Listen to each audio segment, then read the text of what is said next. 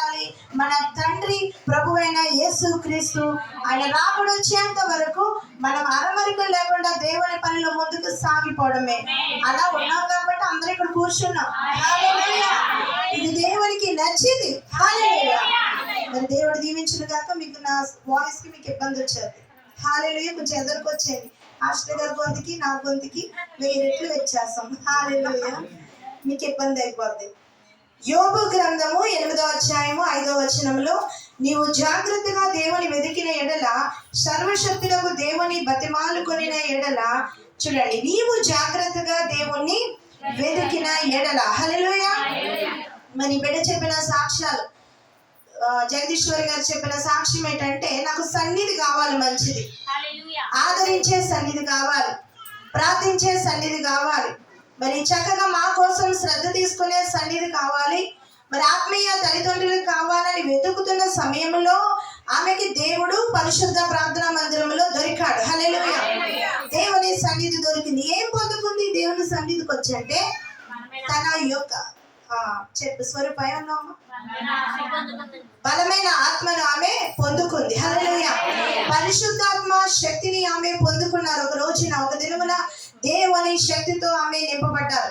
అమ్మను గమనించుకో, పరిశుద్ధాత్మ అనుభవాలు ఉన్న సంఘాలు తక్కువైపోయాయి.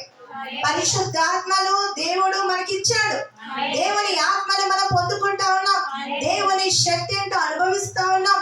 దేవుని ఆత్మలో మనం నింపబడతా ఉన్నాం. అయితే నువ్వు ఎక్కడ ఎందుకో జాగ్రత్తగా పరిశుద్ధ ప్రార్థన మందిరానికి వచ్చి వెతుకావు. హల్లెలూయా. ఆమె చాలా జాగ్రత్తగా వెతికింది. దేవుని మాట కోసం వెతికింది, దేవుని యొక్క స్పర్శ కోసం వెతికింది, దేవుని యొక్క ఆత్మ కోసం వెతికింది. నాతో ప్రభు ఏదైనా మాట్లాడితే బాగుండు, పరిశుద్ధాత్మ దేవుడు ఒక్కసారి నాతో మాట్లాడాలి, నన్ను జ్ఞాపకం చేసుకోవాలి, పావురం అనే దేవుని ఆత్మని నేను పొందుకోవాలని జాగ్రత్తగా వెతకడం వల్ల ఆమెకు దేవుడు దొరికాడు. హల్లెలూయా. దొరికేస్తాడు ఆయన, దొరికేస్తాడు ఆయన. హల్లెలూయా. ఎందుచేతనో చెప్పమంటారా? దేవుడు మన పక్షమునున్నాడు, దేవుడు మనతో ఉన్నాడు, దేవుడు మనలోనే ఉన్నాడు. హల్లెలూయా. నిజమే. నేను ఒక్కోసారి ఇలా ప్రార్థన చేస్తా ఉంటాను. ఏంటి బలిపీఠం అంటే, విరిగి నలిగిన హృదయం నేనే నీకు బలిపీఠం అంటాను. హల్లెలూయా. అంతే కదండి. మన హృదయం దేవునికి బలిపీఠం. ఆయన వచ్చి కూర్చోవాలి, ఆయన వచ్చి కూర్చోవాలి. అలా కూర్చోబెట్టే బాధ్యతలోనే మేమున్నాం. హల్లెలూయా. ఆత్మలో చల్లారిపోకూడదు. ఈ రోజు నేను గెంజేసు తిన్నా, అయినా ఆత్మలో చల్లారిపోనన్న సాక్ష్యం మనకు కావాలి. నీరసపడిపోవడం మరి. నేను రాత్రి అంతా మెలకువగా ఉన్నా. చూడండి, శనివారం సాయంత్రం 7 గంటల నుంచి ఆదివారం పొద్దున్న 6 వరకు ఆ బలిపీఠం దిగలేదంటే అది చిన్న విషయం. అది ఎంత గొప్ప విషయం. అక్కడే కూర్చొని దాన్ని దేవుడు ఒక మాట అన్నాడు, నువ్వు అక్కడ ఉండి దీన్ని మండించాల్సిందే ఈ రాత్రి అన్నాడు. హల్లెలూయా. బలిపీఠము మండింది. ఆ తర్వాత ఈ కోటానికి మేము వచ్చి ఉన్నాం. హల్లెలూయా. దేవునితో మాట్లాడే అనుభవం. మా అమ్మగారు అంటారు, నీకు ఏనిపించేంటి అంత అదేం భక్తే బాబు అంటున్నారు. ఎందుకు అంత ప్రార్థన, ఎందుకు నీకు అంత మరీ అయిపోకంటున్నారు. అంత అయిపోవడం ఏంటి? దేవుడు ప్రధాన యాజకుడు వచ్చి కూర్చున్నప్పుడు మనం మాట్లాడాలి. హల్లెలూయా. దేవునితో ముచ్చటించాలి, దేవుని సన్నిధిని మనం అనుభవించాలి. ఇట్టే గడిచిపోద్ది. నేను ఆయన అడిగాను, ప్రభువా మళ్ళీ ఆదివారం ఆరాధన ఉంది, అలాగే సాయంత్రం కోర్టు ఉంది, ప్రభువా నీ సేవకురాలు నువ్వు ఎత్తి పట్టుకొని దేవుణ్ణి అడిగినప్పుడు ఆయన ఏం చేశాడంటే ఎత్తి పట్టుకున్నాడు. హల్లెలూయా. హల్లెలూయా. ఒక మాట చెబుతా ఉన్నా, జాగ్రత్తగా వెతికితే ఆయన దొరికే దేవుడు. ఆయన సర్వశక్తులు నువ్వు బతిమాలుకుంటే నీవు పవిత్రుడవై యథార్థవంతుడవైనా కదా. హల్లెలూయా. ఒకవేళ నువ్వు యథార్థవంతుడవై పవిత్రుడు అయితే గనక తప్పనిసరిగా ఆయన ప్రత్యక్షతను మనం చూస్తాం. హల్లెలూయా. తప్పనిసరిగా ఆయన ప్రత్యక్షతను మనం కనుగొంటాం. దేవుని యొక్క స్పర్శ మనకి తెలుస్తుంది, దేవుని యొక్క వెలుగు మనకి తెలుస్తుంది. దర్శన భావంలోకి మనం వెళ్తాం. మన కన్నులు ఎవరు చూడని గొప్ప విషయాలు చూడగలుగుతాయి.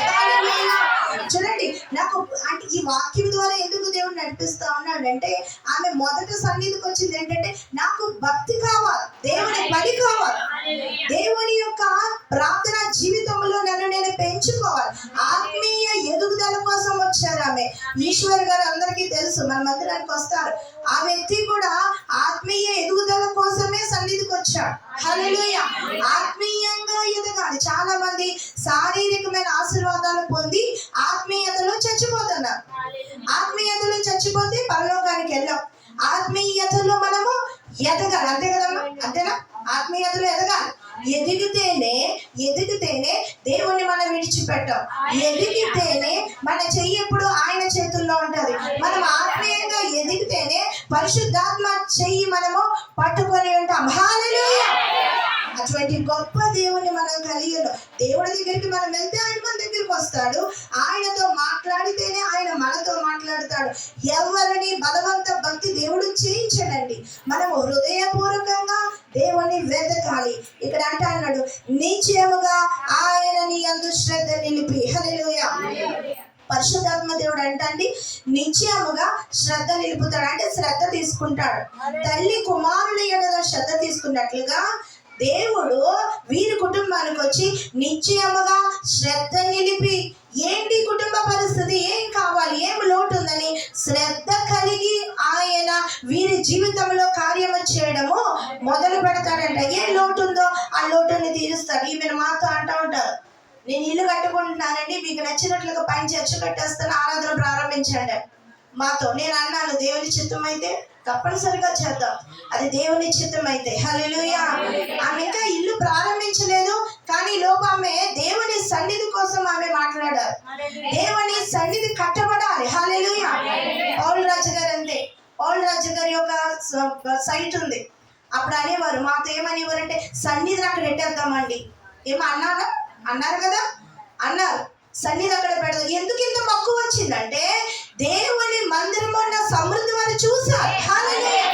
ఈ పరిశుద్ధాత్మను ఎలాగైనానో సరే మా ఇంటికి తీసుకెళ్ళాలి. ఈ శక్తి నా ఇంటిలో నేను అనుభవించాలి. ఈ పరిశుద్ధాత్మ శక్తి నా గృహము నింపబడిపోవాలి. దేవుని శక్తితో మేమంతా కూడా గెంతులు వేయాలి. దేవుని ఆత్మతో మేము దేవుని స్తుతించాలి. ఈ పరిశుద్ధాత్మ సహవాసము, అగ్ని అభిషేకము, వెలుగు నా ఇంటికి రావాలి అన్న ఆశ. హల్లెలూయా. ఈ ఆశ ఉంటే చాలా ఆయన వచ్చేస్తాడు. ఆశ ఉంటే చాలా ఆయన వచ్చేస్తాడు. ఆశ ఉంటే చాలు ఆయన మన పట్ల శ్రద్ధ నిలిపి నీ నీతికి తగినట్లుగా నీ నివాస స్థలమును వర్ధిల్ల చేయడు. హల్లెలూయా. మన నీతికి తగినట్లుగానే మన నివాస స్థలమును ఆయన వర్ధిల్ల చేస్తాడట. గృహం కట్టబడతా ఉంది, వర్ధిల్ల చేయవాడు ప్రభువే. హల్లెలూయా. 5 వాగ్దానములతో ఈ రోజు నింపాడు. 5 శుభాలు ఈ గృహానికి పరిశుద్ధాత్మ దేవుడు ఇచ్చి ఉన్నాడు. హల్లెలూయా. దైవ జనుల నోరును ఆయన స్వాధీనంలోకి తీసుకొని శుభాలు పలికాడు.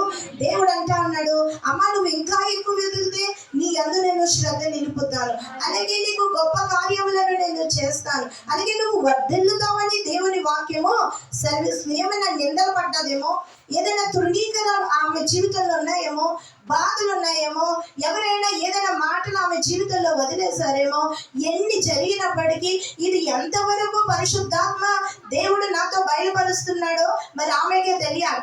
ఎవరైనా తృణీకరించినా, నిందల పాలన అయినా, ఎవరైనా అనరాని మాటలు అన్నా, ఏదేమైపోయినా సరే ప్రభుని చెయ్యి విడిచిపెట్టరా. హల్లెలూయా.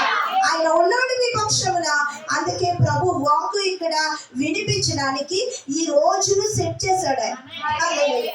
నిర్ణయించాడు ఈ రోజున ఇక్కడికి రావాలి, పరిశుద్ధాత్మ దేవుడు రావాలి. ఆయన వచ్చాడు. కూటం పెట్టడం కూడా దేవుని చిత్తం ఉండాలి. తెలుసా మీకు? కూటం పెట్టడం దేవునికి నచ్చాలి.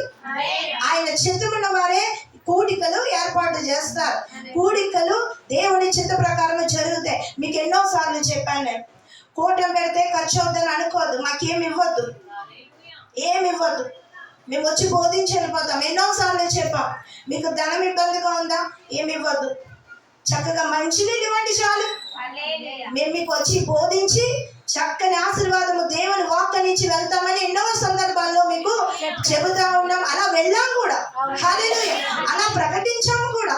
అలాంటి రోజులు కూడా ఉన్నాయి. పరిశుద్ధ ప్రార్థన మందిరానికి ఒకటే ఆశ అండి, ఆయన మాట మీ ఇంటిలో వినబడాలి, దేవుని వాక్కు వినబడాలి. ఇన్ని వాగ్దానాలు ఎవరిస్తారండి?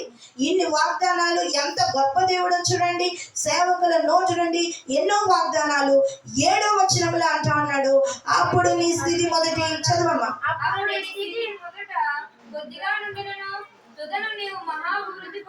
చాలమ్మా. అప్పుడు నీ స్థితి ఆమె అంటారు కదా, నా దగ్గర ఏం డబ్బులు లేవండి, మా దగ్గర ఏమీ లేకపోయినా మేము ముందుకు వెళ్తున్నాం.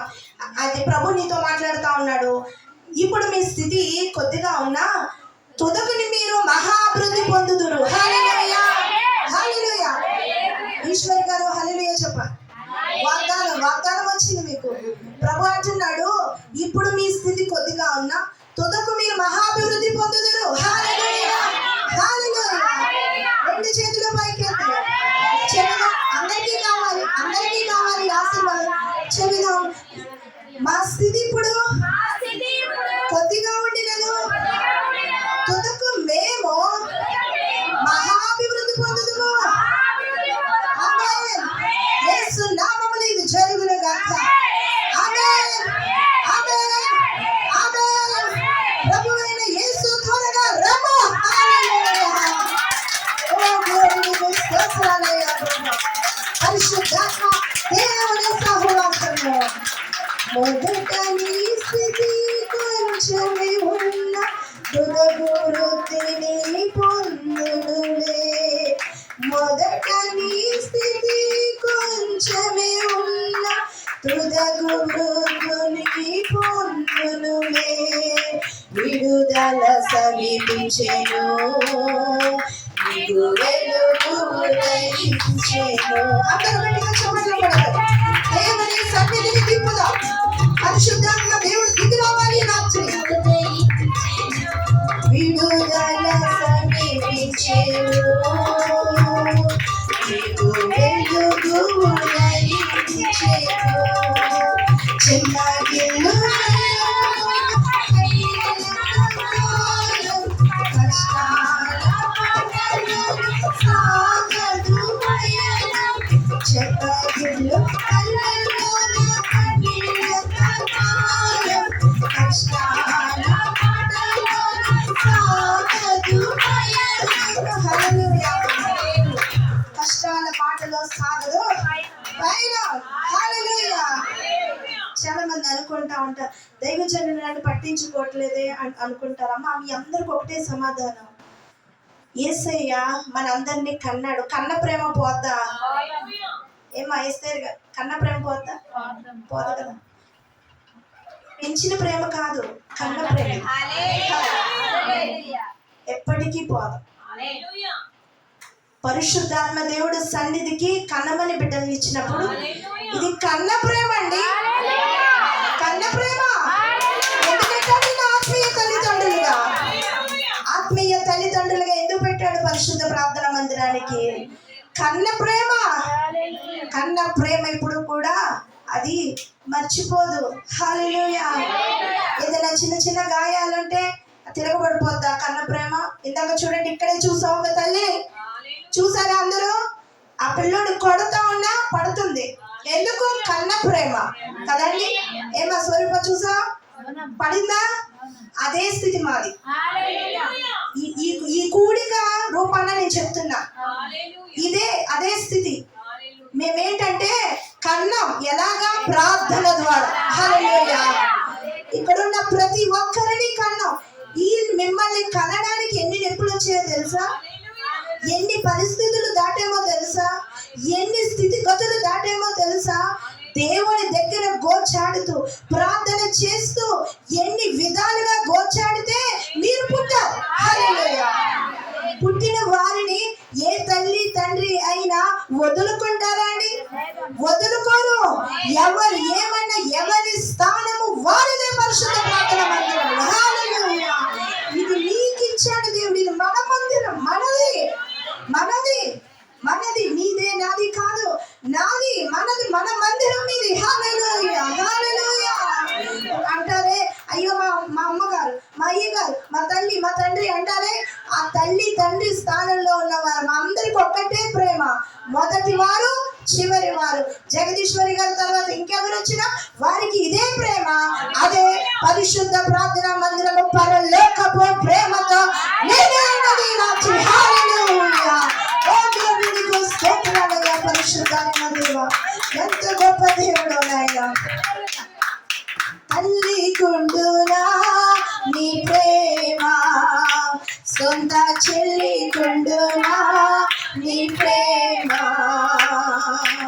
అక్క కుండునా. లేచి ఒకసారి అందరూ బయట ఎవరొస్తున్న కాళ్ళు లోపలికి వచ్చేయండి. పరిశుద్ధాత్మ అనుభవంలోకి వెళ్దాం. పిల్లలందరూ వచ్చేయాలి. తల్లి కుండునా నీ ప్రేమ, సొంత గట్టిగా చప్పట్లు కొట్టాలి.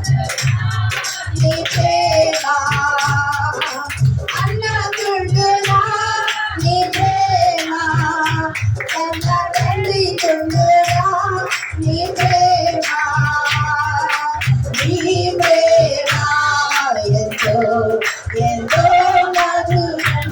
యేసు నీ ప్రేమ ఎంతో ఎంతో మధురం.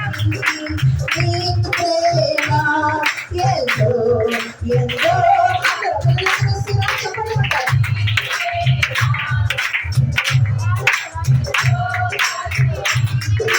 శాంతమున్నది నీ ప్రేమలో, దీర్ఘ శాంతమున్నది నీ ప్రేమలో, బలమున్నది నీ ప్రేమలో, ఆమెలోక భాగ్యమున్నది నీ ప్రేమలో.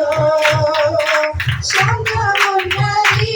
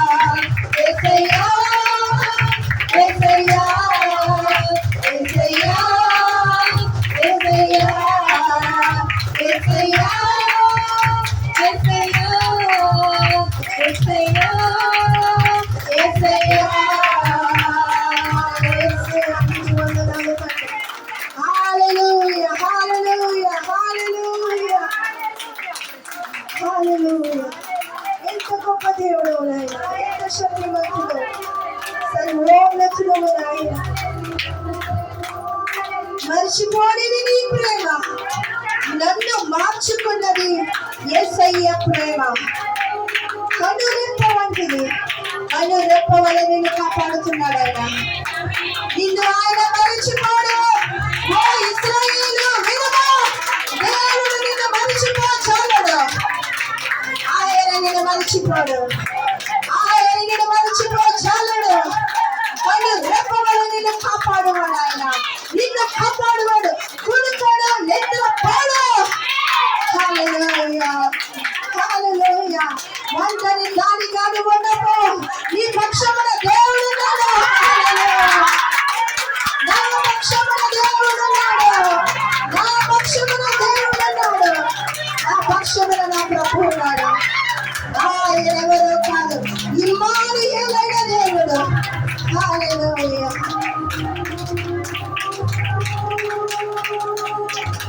హల్లెలూయా.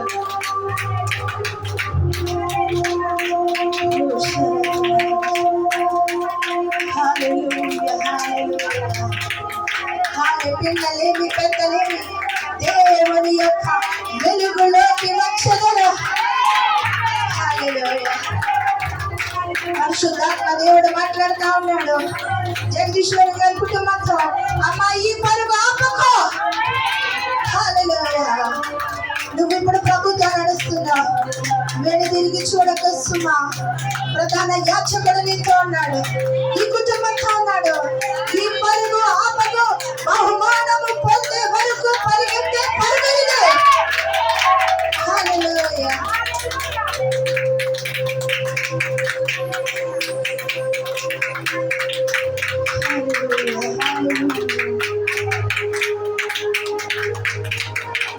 సన్నిధిలో మోకరించి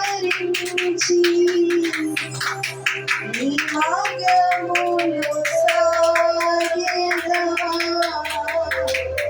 నిరసించక సాగెదా,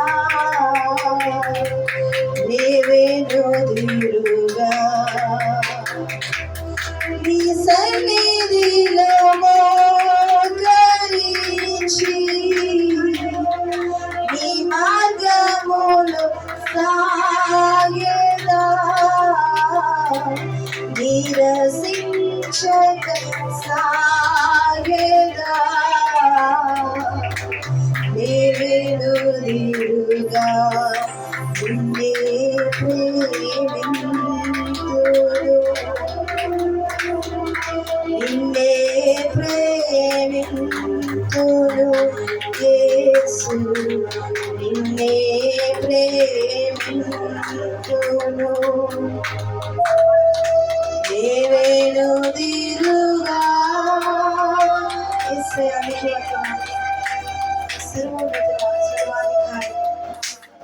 అందరూ శ్రద్ధగా వినండి అమ్మా.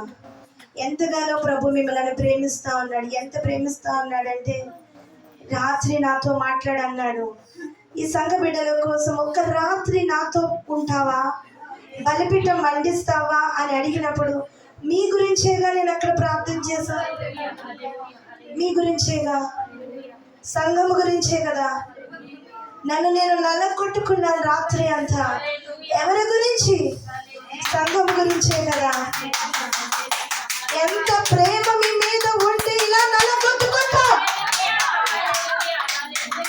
ఎంత ప్రేమ ఉంటే నల్లగొట్టుకుంటా. ప్రేమ లేకపోతే కూటం అయిపోయింది, కిందకి వెళ్ళిపోయి తిని పడుకుంటామే. ప్రేమ ఉంది కదా. ఎంత ప్రేమిస్తున్నాడు దేవుడు మనలను, ఎంత నల్లగొట్టుకునే స్థితిలో పెట్టాడు. ఆయన ఒకటి అన్నాడు, దైవజనుడా నువ్వు నల్లగొట్టుకో, సంఘానికి దీవెనగా మారతావు అన్నాడు. హల్లెలూయా. మీకోసం తెల్లాళ్ళు ప్రార్థన చేస్తా ఉంటే, మీ కుటుంబాల బాగు కోసము దైవజనుడు కొట్లాడుతా ఉంటే,